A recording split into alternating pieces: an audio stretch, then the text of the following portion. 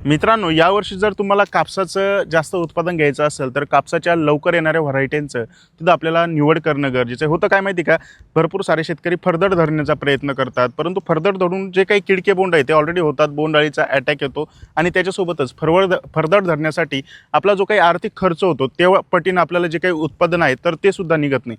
परंतु तुम्ही 140 ते 160 दिवसामध्ये येणाऱ्या ज्या काही लवकरात लवकर येणाऱ्या कापसाच्या व्हरायटींची जर निवड केली तर सगळ्यात महत्त्वाचं म्हणजे आपला जो कापूस आहे, आपलं जे उत्पादन आहे तर ते लवकरात लवकर आलेलं तिथं पाहायला मिळेल आणि आपला जो खर्च आहे तर तो सुद्धा तिथं भविष्यामधला कमी होत असतो.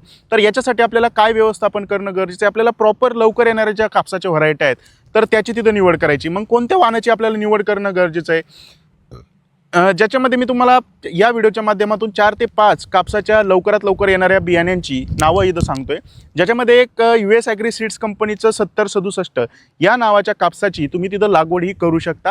हे अतिशय उत्कृष्ट आहे मित्रांनो. काळाटीची भारी जर जमीन असेल तर या कापसाचा उतारसुद्धा 1 एकर क्षेत्रामधून जास्तीत जास्त आलेला आपल्याला पाहायला मिळतोय.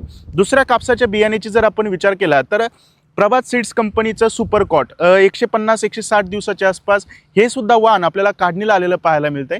तुम्ही सुपरकॉट या वाणाचा सुद्धा विचार करू शकता. ज्याची हलकी जमीन आहे, मुरमाड भुरकाट जमीन आहे, अशा शेतकऱ्यांनी या वाणाची लागवड करायला विसरायचं नाही. पुढच्या वाणाचा जर विचार केला तर अजित सीड्स कंपनीचं अजित 5 या नावाचं सुद्धा आपल्याला वाण पाहायला मिळतंय. हे सुद्धा लवकरात लवकर आपल्याला जे काही उत्पादन आहे तर ते देऊन जात आहे. याच्यानंतर नाथ सीड्स कंपनीचं आपल्याला NBC 10 या नावाचं सुद्धा एक अतिशय उत्कृष्ट वाण आहे.